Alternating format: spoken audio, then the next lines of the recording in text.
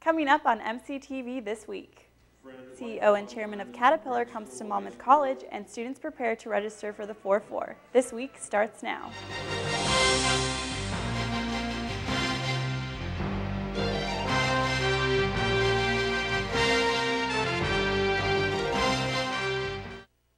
Welcome to MCTV This Week with Gabby Shirley. I'm Haley Meyer. The CEO of Caterpillar visited campus on Monday to give the Whiteman Lecture. This year is the 20th anniversary of the first lecture given by then-CAT CEO Lee Morgan. Current CEO Doug Oberhelman spoke for this annual event that brings prominent business and industry leaders to campus. One key idea he stresses at CAT and in his speech is the need for accountability in society. We have 13,000. But we have to be accountable, and that's what the shareholders want, employees want, and our customers want. As a graduate of a small college, Millikan University, Oberhelman sees the value of that type of education and its students' importance to the world. Today's world, it's about developing the whole person. It's about developing everything, not just being a great business or a great grade point or a great this or a great that. You got to have the whole package. And when we hire people, that's what we want. And these kind of colleges really get that done well. The Whiteman Lecture is named in honor of Wendell Whiteman, a 1927 Monmouth alum. If you would like to see our entire interview from the lecture, you can visit us on the web at monmouthcollege.edu/mctv. With registration just around the corner, many students have been buzzing with myths about the new 4-4 plan. Registration begins on April 10th, and many students still have questions and concerns about the new academic plan. I wish, you could take more without having the negative aspect, without having to pay more money, because, I want to take, 5 classes or something, and you can't do that. I mean, if you do, you have to pay more money, and it's stupid, so. As an education major and a music major, I had to take more classes and more ensembles together, so while some people do end up having less work, I actually kind of stay the same. If not, I have more work. A frequently asked questions document has been developed and is now available on the MyMC portal to help educate students further on the new plan. At the conceptual level, the biggest level, it allows students and faculty to do fewer things better. So each student will be able to focus on fewer courses, put more time and effort into those courses, do better in those courses, learn more from those courses, and get more out of those courses. So that's at the largest level. One thing that students can find on the frequently asked questions document is that they will still be able to double major. It will just require earlier planning.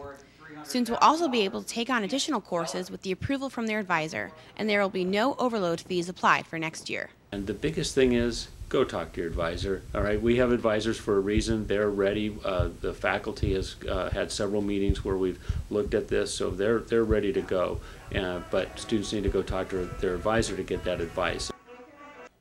If you have any questions about registration, please visit your advisor or contact the registrar at registrar@monm.edu. Getting that big promotion is a concern for any job, and faculty too. Jane Simpkins takes us to the faculty meeting where they discuss that very issue. Tonight, faculty members met here in the Huff to discuss how they are reviewed for promotion.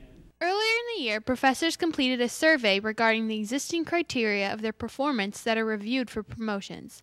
After an even split of opinions, faculty members convened to provide their own suggestions and inquiries about the current review procedures. Although specific aspects of the process were debated, a majority of members agreed that consistency in review of future standards, including teaching, service to institution, and professional development, is a high priority. Some issues were put on the table, but I think we're going to have to continue to work on it. I don't think we resolved anything. We would hope that we could come back and maybe resolve some of the issues that were brought up tonight. And we would hope we could come back in May at the May faculty meeting with some suggestions. The next faculty meeting will be held the first Tuesday in May. As the school year winds down, the art department is putting their 8 seniors on display. We take a look inside the art studio. Starting today, the senior art majors are showcasing their talent in the Lynn G. Everett Gallery, located on the top floor of the Hughes Library. Between the 2 groups of 4, both gallery openings feature a variety of paintings, photography, sculpture, ceramics, and more. Not only is the senior showcase a time to highlight individuals, but it's also a time to recognize Monmouth's art department as well. The more people that come and see it, the more likely the art department will grow, and after I'm gone.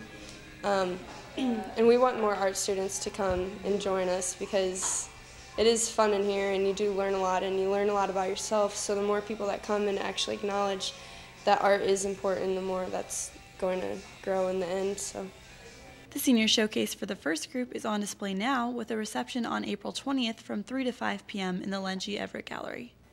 The second showcase for the remaining 4 senior art majors will be April 23rd with a reception on April 29th, 3 to 5 p.m. A local company recently donated to the college to help with the new building. The Midwest Bank gave a $120,000 donation to help with the finances for the new science and business building.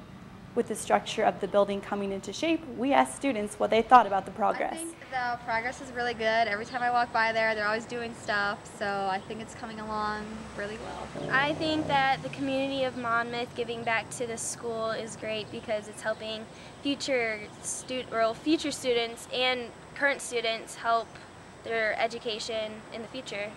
The new building is scheduled to be complete next year. Last week, Greek organizations on campus came together to celebrate Greek Week. A tradition of the week is the Thursday night Greek Week show. Teamed together, each fraternity and sorority put together skits full of dancing and singing, competing to get first place. But Greek Week isn't just about competition. My favorite thing about Greek Week is just working with the other chapters and all of us coming together as one and working towards a common goal, and we're all not individual anymore, we're all together, so that's the point of it. After all the week's competitions were done, Alpha Xi Delta won Greek Week. Taking a look at some events on campus this week. Housing signups wrap up tonight with a session from 5 to 8 p.m. Tomorrow, Easter break begins after classes. Classes will resume Tuesday, April 10th. Coming up in sports after the break. The softball team had a twin bill at home last Saturday. We've got the story after this.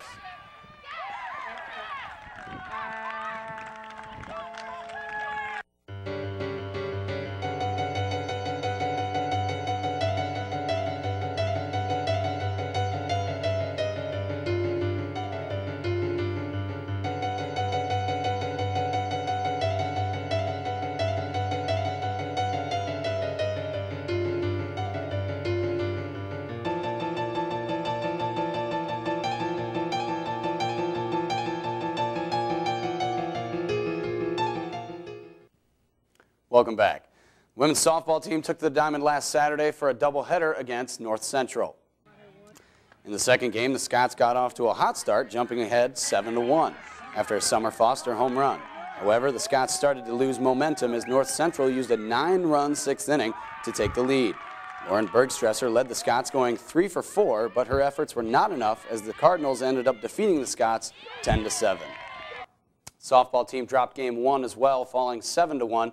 And they're in action this Friday against that team over in Galesburg, Knox College. We'll be back in just a second. Here are your scores for this week.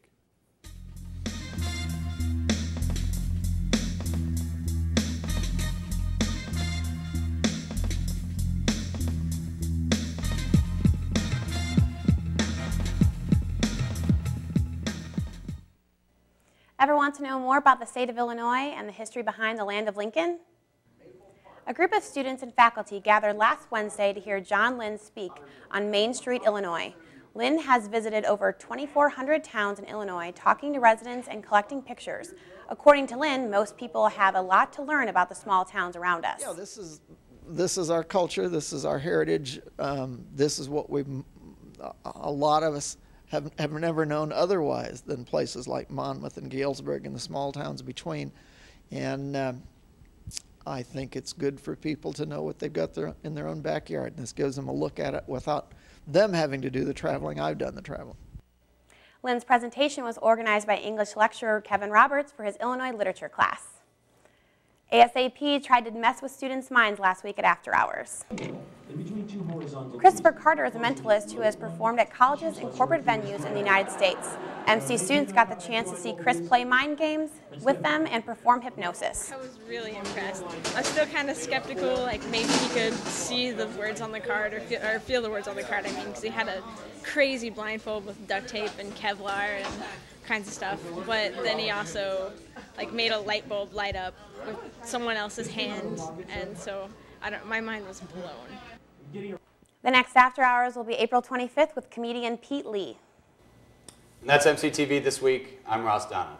And I'm Gabby Shirley. Make sure to tune into the next episode of MCTV This Week. I'm Haley Meyer. You can also check us out on the web at monmouthcollege.edu/MCTV. See you next time.